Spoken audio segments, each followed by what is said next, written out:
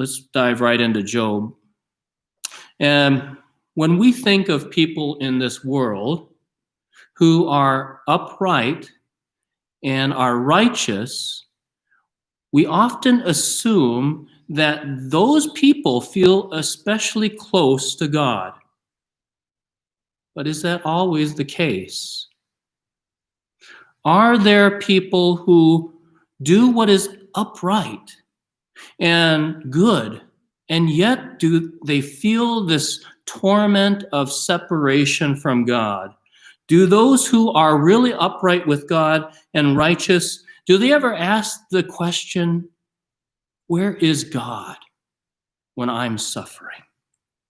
So in our current sermon series in Job, we're looking at Job, who is a man who is described as blameless and upright.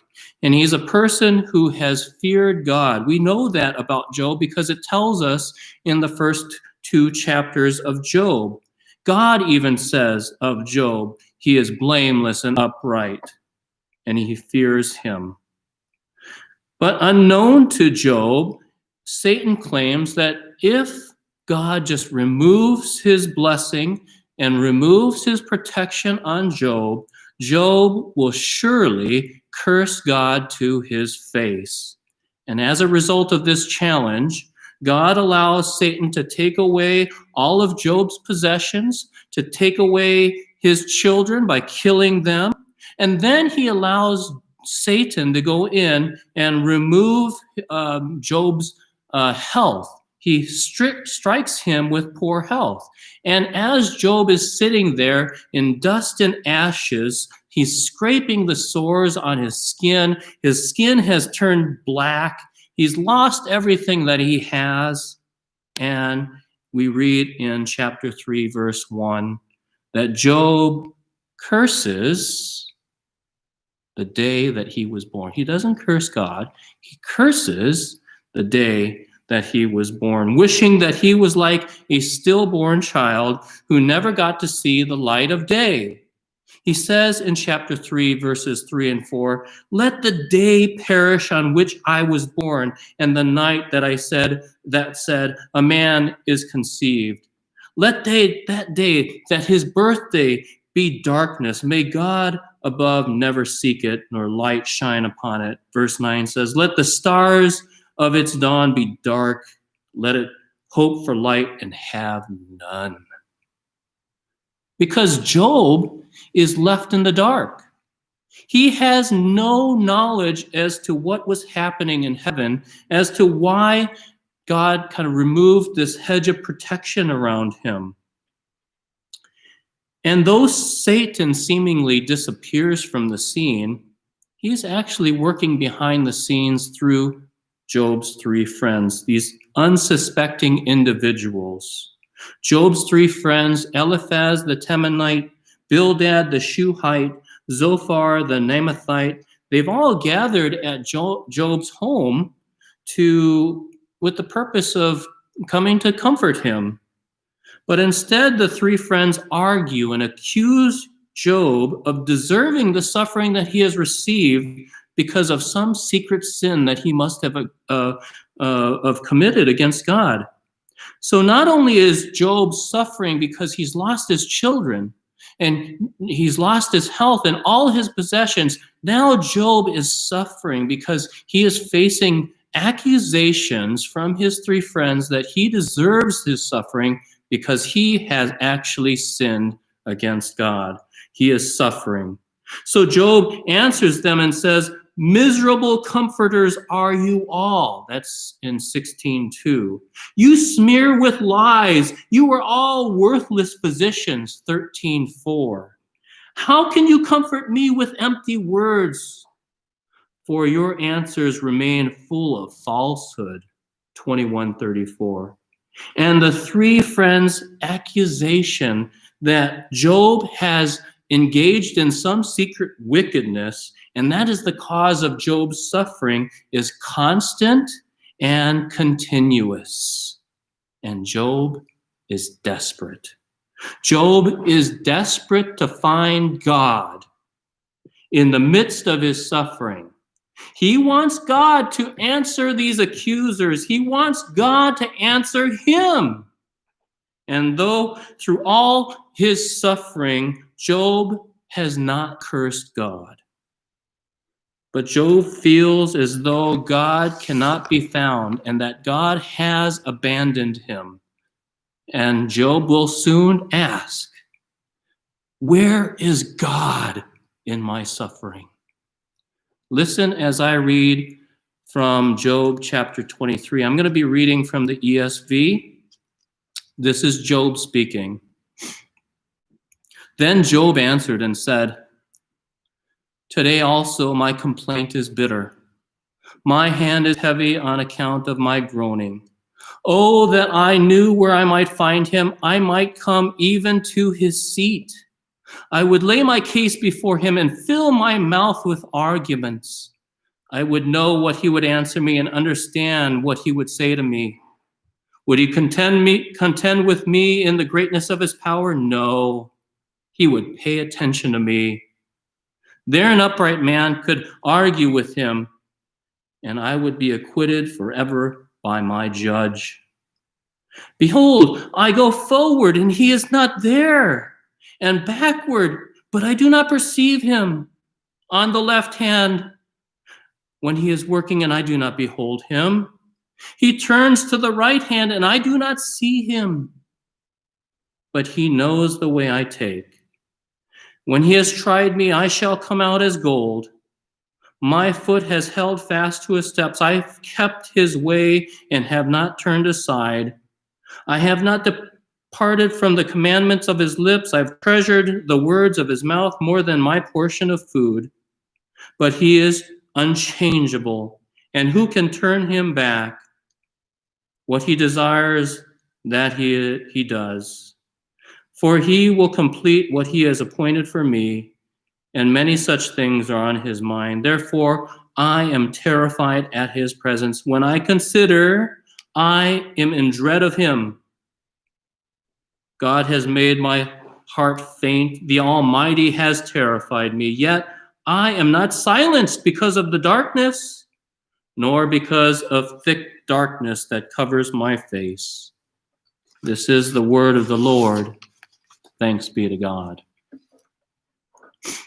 So in the midst of suffering, we often search for God. Have you ever searched for God when you suffered? I have. But sometimes even upright and innocent people feel abandoned by God in their suffering. Job felt this abandonment by God in the midst of his suffering. And when we read chapter 23 of Job, we see how Job is trying to find God. He says in chapter 23, verse 3, oh, that I knew where I might find him, that I might come even to his seat. And then he goes on to talk about the great lengths at which he goes to try to find God in the midst of his pain and suffering.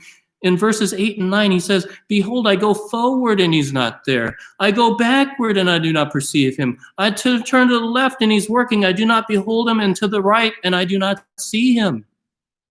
And then when we see in chapter 23 that Job wants to find God in the midst of his pain and suffering to prove his innocence and tell God that his suffering is unjust, undeserved, we see in verses 4 through 7 that Job says, I would lay my case before him, and I would fill my mouth with arguments. I would know that he would answer me and understand that he would say to me, would he contend with me in the greatness of his power? No, he would pay attention to me. There an upright man could argue with him, and I would be acquitted forever by my judge. Job is saying that he is innocent, and his suffering is undeserved, and he wants to have an appointment with God to tell him so. But he can't find him. My foot has held fast to his steps. I have kept his way and I have not turned aside. I have not departed from the commandments of his lips. I have treasured the words of his mouth more than any portion of food. Job concludes in verse 17 that although he searches for God, he cannot find him, as if a thick darkness has just covered his face. Yet I'm not silenced because of the darkness, nor because of the thick darkness covers my face. Job is left in the dark. He doesn't know what's going on. He doesn't understand why he is suffering. He cannot find God no matter where he looks. Oh, that I know where I might find him, Job cries. If I knew, I would go right to his very seat. Perhaps you've looked for God when you were suffering and you couldn't find him. There are 3 places in which Job searches for God. And when I say places, I do not mean physical locations. What I mean by places is that there are 3 attributes of God that is expressed in the world. Kind of like if you see a glorious sunset, you see the attribute of God's glory and his creative ability and how he created this world. So you look at the glory of what we find on the earth, and we see the glory of God in some way. And the 3 places that people who are innocent and they suffer, they look for God, are in his justice, in his majesty, and his wisdom. So the first place that Job looks for God when the innocent suffer is in justice. But in his desperation, here he concludes that God cannot be found in justice. Flip over to the next chapter here, chapter 24. Look at 24, verse 1.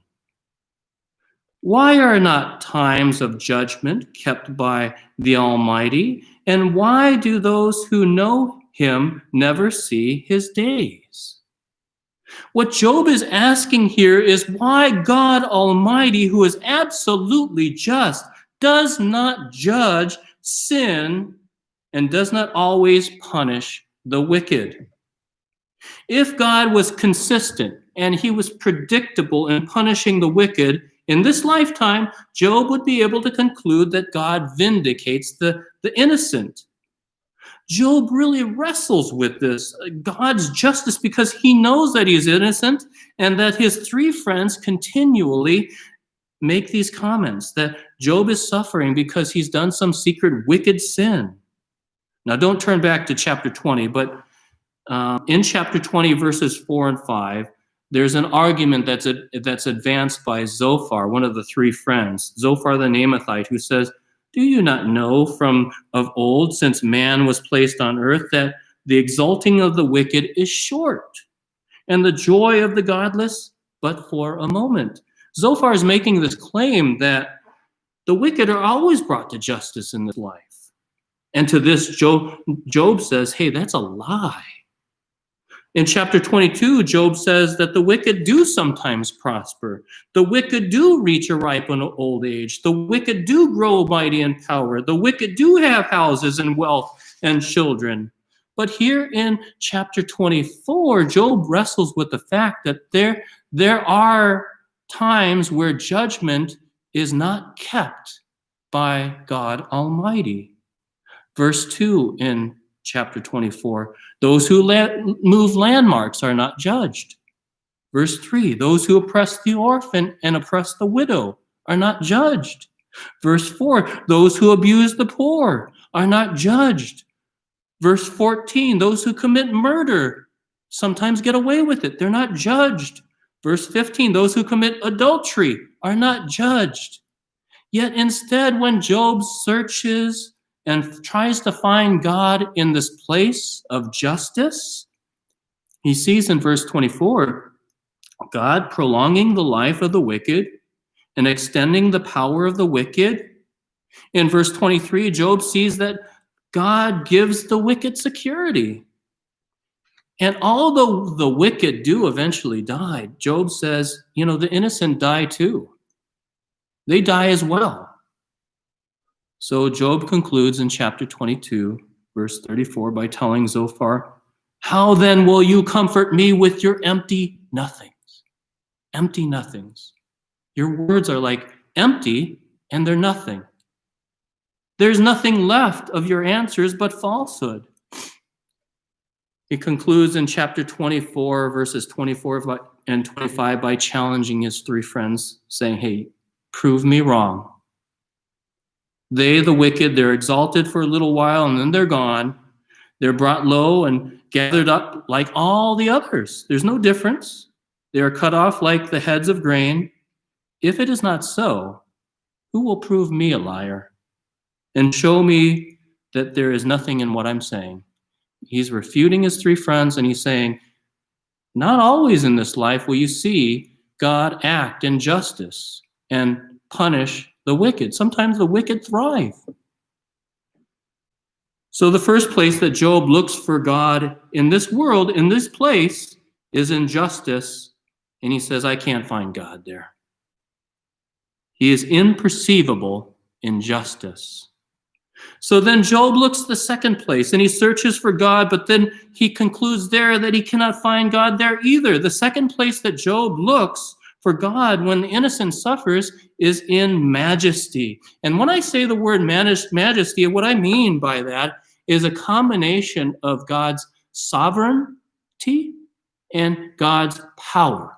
So the two together, majesty, sovereignty and power, are at his disposal, kind of like a king who has both sovereignty and power in his kingdom. So also God has sovereignty and power in the universe. And he says, you know what? I've searched for God in majesty, and I cannot find God in majesty in this world. And he says that, look at chapter 26, verse 14. He says, behold, these are but the outskirts of his ways. And he's just described all of God's power and his sovereignty, this majesty of God. He says, all of that's just the outskirts of God, his ways. And how small a whisper do we hear of him? And this is regarding God's ability. If he has great power and sovereignty, why is he allowing the innocent to suffer? But the thunder of his power, who can understand? And when we look at chapter 26 and we see how Job continually searches for God in majesty, his power and his sovereignty over the universe, verse 4, Job is making a reference to God's creation, his ability to make humanity and all the things in the world just by breathing. In chapter 26, verses 5 and 6, he says, God has majesty over the dead. In verse 7, he says, he has majesty over the entire earth. In verse 8, God has majesty over the clouds and over the rain. And in verse 9, he says, God has majesty over the moon. Verse 10, he talks about God's majesty over the oceans and also over the light and the darkness. And the great and glorious majesty, Job says in verses 11 and 13 through 13, he says, the pillars of heaven tremble and are astounded at his rebuke. By his power, he stilled the sea. By his understanding, he shattered Rahab. By his wind, the heavens were made fair. His hand pierced the fleeing serpent. At the majesty of God, God commands the heavens to tremble, and the heavens are astounded at God's rebuke. He has the ability to calm a raging storm and still the sea to become just as calm as glass. But here Job is met with this dilemma, similar to the concluding remarks of what he saw in God's justice. For if God has the sovereignty and the power so great as to to this, where Job says that all these things are just, that he mentions are just kind of the outskirts of his ways, if that is the power and sovereignty of God, then why does God allow the innocent to suffer? Why does God, who has this power to bring forth thunder and all of these things, and yet all we see is a small whisper at times when the innocent suffer, especially when the innocent suffer. Verse 14, it says, "Behold, these are but the outskirts of his ways, and how small a whisper do we hear of him? But the thunder of his power, who can understand?" Job says that God has all this power, and yet a small whisper do we hear from God when the innocent suffer. So Job is looking for God. He doesn't find him. He doesn't find him in justice. He doesn't find him in majesty. He says God is imperceivable in justice. He is not understandable in his majesty. And for all the innocent who suffer, these are the two most logical places they're going to try and search for God in this world: justice and majesty, so that they can be vindicated and they would get protection from one who has power, so that they would no longer suffer. But Job concludes that when the innocent suffer and searches for God in these places of justice and majesty, God is not found. "Behold, I go forward, and he is not there," verse 8, "and backward, and I do not perceive him. And on the left hand, when he is working, and I do not behold him, he turns to the right hand, but I do not see him." Job's looked in every direction, forward, backward, left, and right, and he has not perceived God, and he does not see God. He is an innocent man who feels as though God has abandoned him in his suffering. Then the Bible records a third place where the innocent look for God in their suffering. The third place that Job looks for God when the innocent suffer is in God's wisdom. But there he concludes that God's unsearchable wisdom. God's wisdom is unsearchable. Look at, this is a beautiful poem, actually. Look at Job 28, and I'll read from that.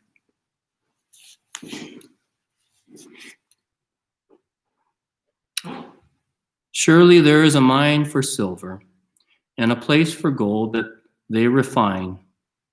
Iron is taken out of the earth, and copper is smelted from the ore. Man puts an end to darkness and searches out the farthest limits. The ore in gloom and deep darkness. He opens shafts in the valley away from where anyone lives. They are forgotten by travelers. They hang in the air far away from mankind. They swing to and fro. As for the earth, out of it comes bread, but underneath it is turned up as by fire. Its stones are the places of sapphires, and it has dust of gold. That path no bird of prey knows, and the falcon's eye has not seen it. The proud beasts have not trodden on it. The lions have not passed over it. Man puts his hand to the flinty rock and overturns mountains by the roots. He cuts out channels in the rocks, and his eyes see every precious thing. He dams up streams so that they do not trickle, and the thing that is hidden he brings out to light.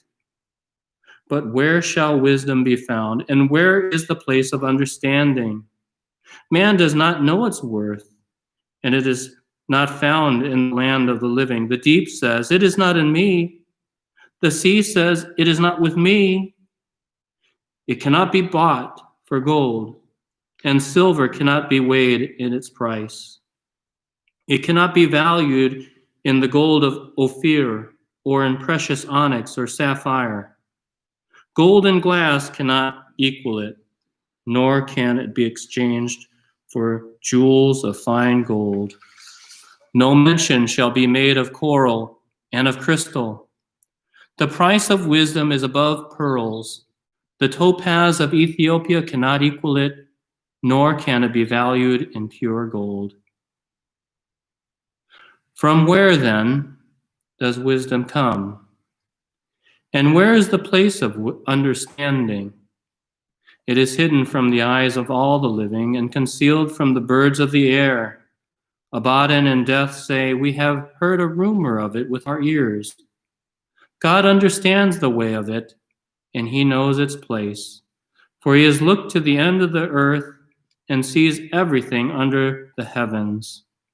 When he gave the wind its weight and apportioned the waters by measure, when he made a decree for the rain and a way for the lightning and of the lightning of the thunder, then he saw it and declared it. He established it and searched it out.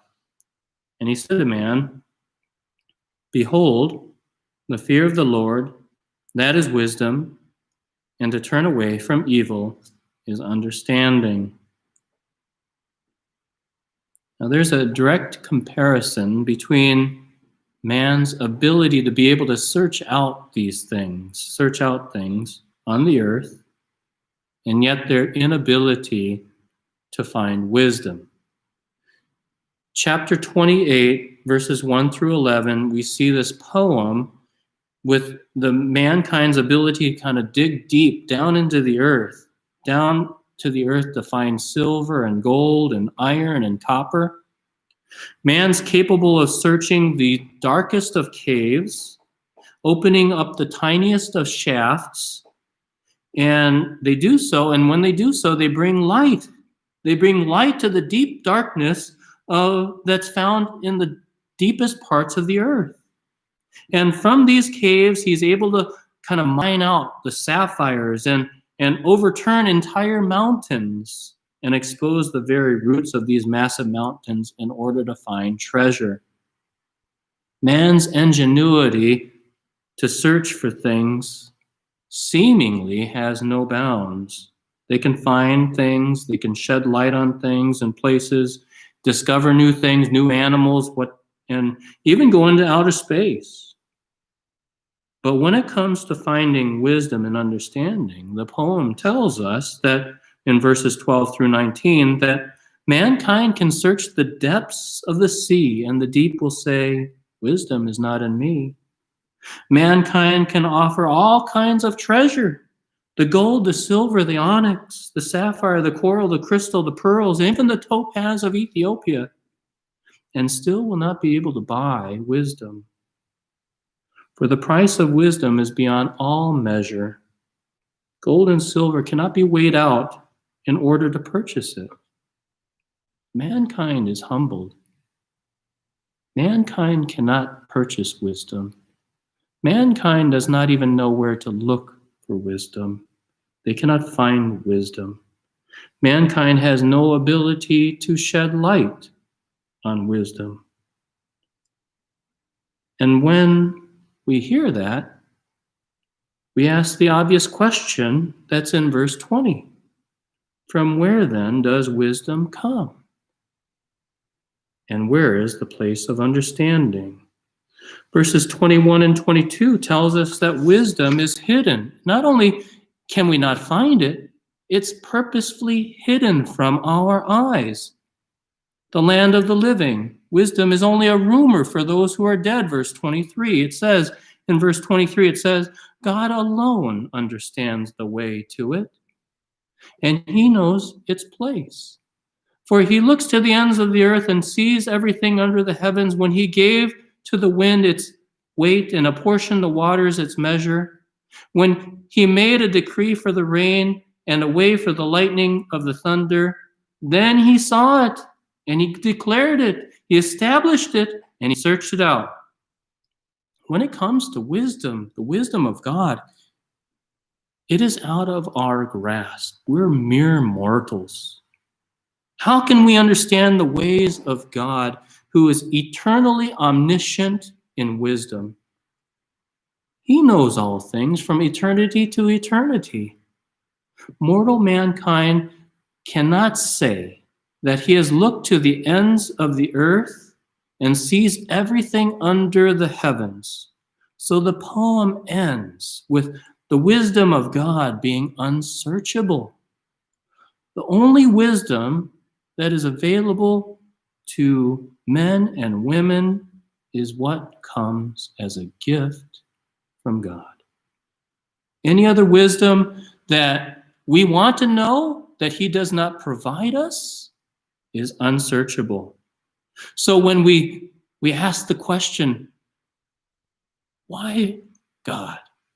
Why sometimes does the wicked prosper?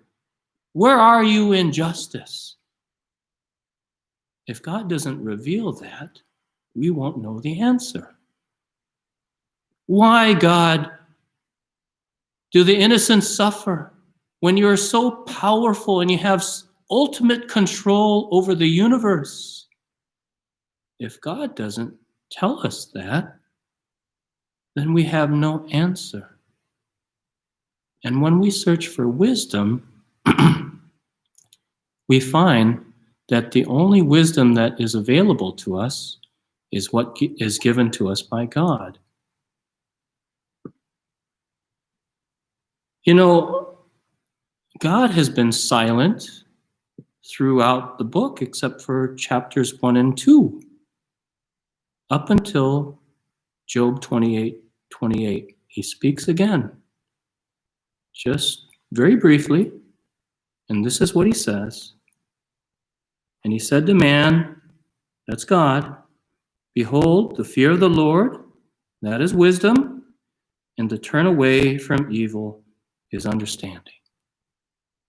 That's what he says. This is the answer. Some of us might not like that answer, especially if you feel that you're suffering and you're innocent and you're searching for God and you just don't feel his presence with you. You might not like that answer. You might not like the answer that we're totally, entirely dependent upon God for his wisdom. But there is wisdom in what God has just declared here in Job 28:28. Turn away from evil is understanding. Why? You may ask, why turn away from evil if God is imperceivable in justice? And it says to fear the Lord, that is wisdom. And again, you might ask, why fear the Lord if he's not understandable in his mighty power and his sovereignty? Why should I fear him? Since the wicked and the upright, they can live long lives and be blessed with children and given power, eventually both of them will die. What's in it for me if I flee from wickedness and fear the Lord? That's what God is saying here, right? What's in it for me? Well, there is a time that's going to be reserved, which is a day of judgment. There will be a time, maybe not in this lifetime, but ultimately there will be a time where justice is done and people will see God's mighty power and sovereignty. It will happen. So that's why God, in his wisdom, wants us to know that. He tells us, you're searching for God, but don't forget, there will be a day. You might not see it in this lifetime, but you need to keep on shunning evil, and you need to fear me. 1 Corinthians 4:5 says, therefore, judge nothing before the appointed time. Wait until the Lord comes. He will bring to light what is hidden in darkness and will expose the motives of the heart. At that time, each will receive their praise from God. That's talking about judgment at the end times. Again, in 1 Corinthians 5:10, for we must all appear before the judgment seat of Christ, so that each of us may receive what is due us for the things done while in the body, whether good or bad. 2 Peter 2:4, For if God did not spare the angels when they sinned, but sent them to hell, putting them in chains of darkness to be held in judgment, well, the obvious is we're going to be held accountable for the things that we do as well. Listen to Acts chapter 17:31. For he has set a day when he will judge the world with justice by the man he has appointed. He has given proof of this to everyone by raising him from the dead. Jesus Christ is the ultimate revelation of God. Yes, God reveals himself by giving us wisdom through his word, but he has also given us proof of that through one person, Jesus Christ, whom he has raised from the dead. There will be a day of judgment. Earlier, Job tells us that he knows his Redeemer lives. That was in Job chapter 19. His Redeemer is the one who will not only mediate between God and himself, but he will also be his advocate. He is speaking to God on his own, not on his own behalf, because Jesus Christ will be doing that. And now with the wisdom revealed here in Job 28:28, which tells us that the fear of God is wisdom and to shun evil is understanding, we look not just to this world and our present physical lives to see God's justice and to see God's majesty and to see God's wisdom. We rely on what is in our Bibles and what God tells us is going to happen. In other words, we're not going to be short-sighted like Job's three friends, Eliphaz, Bildad, and the other guy, Zophar. Instead, we're going to look to eternity future in heaven, and we know that one day we will face God with faith, knowing that Jesus Christ is our Redeemer, our mediator, and our advocate. We will not meet God alone.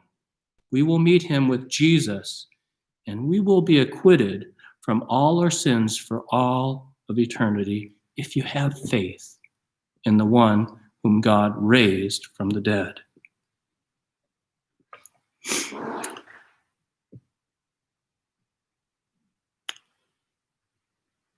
Some of you might know that Ravi Zacharias just passed away this past week. Some have said Billy Graham is the greatest evangelist of the 21st century.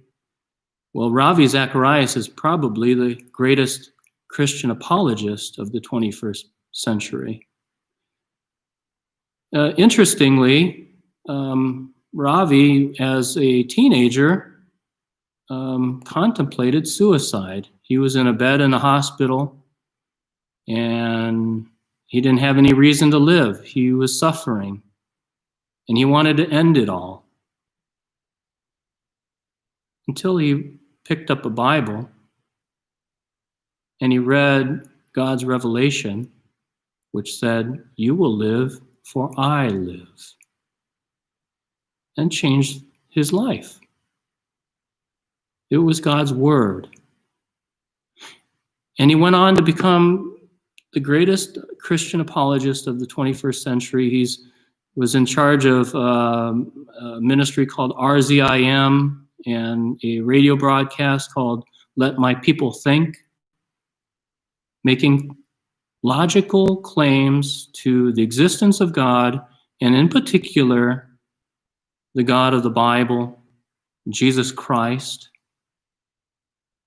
See, the only way to make sense of suffering is going to the God who is willing to suffer. Jesus Christ was willing to go to the cross, to die, to be buried, and then he raised up from the grave on the third day. No other religion in the face of this world has a God who suffered the same sufferings of humanity. There is no other religion that will ever make sense of suffering except for Christianity, because all other religions look for God in justice in this world, and they will not find him. They will look to his majesty in this world, and they will not find him. He only reveals what he wants to reveal, and that's through his word and through his Son, the Lord Jesus Christ.